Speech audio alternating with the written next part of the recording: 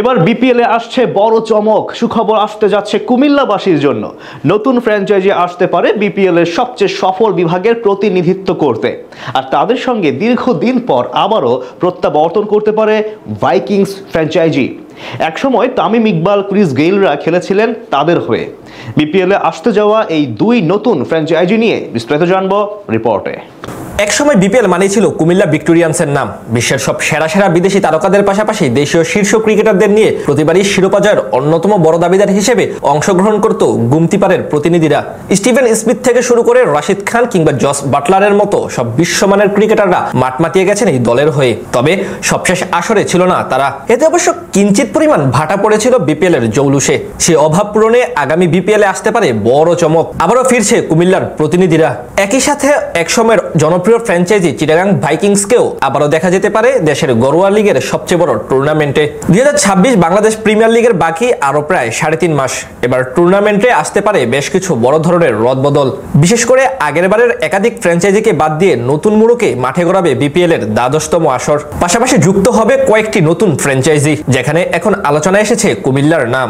BPL এ এখন পর্যন্ত সর্বোচ্চ 4 বার চ্যাম্পিয়ন হয়েছে কুমিল্লা ভিক্টোরিয়ান্স। তবে আগামী আসরে নাফিসা কামাল না থাকলেও নতুন নামে দেখা যেতে পারে গুমতিপাড়ের প্রতিনিধিত্ব করতে। জানা গেছে 10-12 স্পোর্টস ইভেন্ট ম্যানেজমেন্ট নামে একটি প্রতিষ্ঠান দলটি নিতে আগ্রহ প্রকাশ করেছে। তারা এরই মধ্যে নিজেদের অর্থনৈতিক সক্ষমতার একটি প্রেজেন্টেশনও বিসিবিকে দিয়েছে। নাম প্রকাশে অনিচ্ছুক দলটির মূল ফ্র্যাঞ্চাইজি প্রতিষ্ঠান হিসেবে থাকবে ফার্স্ট এসএস গ্রুপ। 10-12 স্পোর্টস এর এক শীর্ষ কর্মকর্তা জানিয়েছেন, কুমিল্লা দলটির জনপ্রিয়তার কারণেই তারা আগ্রহ দেখিয়েছেন। যদি বিসিবি কুমিল্লা নামে দল দিতে রাজি না হয়, তবে তারা অন্য যে কোনো দল নিতেও প্রস্তুত। এরই মাঝে নাম ঠিক করে রেখেছে তারা। বিসিবি যদি অনুমোদন দেয় তাহলে কুমিল্লা ফাইটার্স নামে দেখা যেতে পারে তাদের। এদিকে কুমিল্লার পাশাপাশি বিপিএল এ দল নিতে আবারও আগ্রহ জানিয়েছে চিটাগাং ভাইকিংসের মালিক ডিবিএল গ্রুপ। একসময় টুর্নামেন্টের অন্যতম জনপ্রিয় ফ্র্যাঞ্চাইজি ছিল এটি। তামিম ইকবাল, লোক রনকি থেকে শুরু করে অনেক নামকরা ক্রিকেটাররা মাঠ মাতিয়েছেন তাদের হয়ে। এবার মৌসুমে যেহেতু চিটাগাং কিংস থাকছে না, তাই তাদের স্থলাভিষিক্ত হিসেবে বন্দরনগরীর প্রতিনিধিত্ব করতে চায় প্রতিষ্ঠানটি। জানা গেছে তাদের ব্যাপারে বিপিএল এর গভর্নিং কমিটিও বেশ পজিটিভ। অতীতের কোনো বিতর্ক না থাকায় আসন্ন বিপিএল এ প্রত্যাবর্তন করতে পারে ফ্র্যাঞ্চাইজিটি।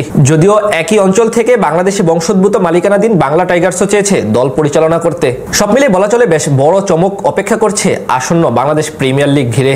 জানা গেছে গত বিপিএল এর 7টি দলের মধ্যে 4টিই থাকছে না আগামী আসরে। দুর্বার রাজশাহী, চিটাগাং কিংস, ঢাকা ক্যাপিটালস এবং সিলেট স্ট্রাইকার্সের মালিকানা ও নাম পরিবর্তন হবে।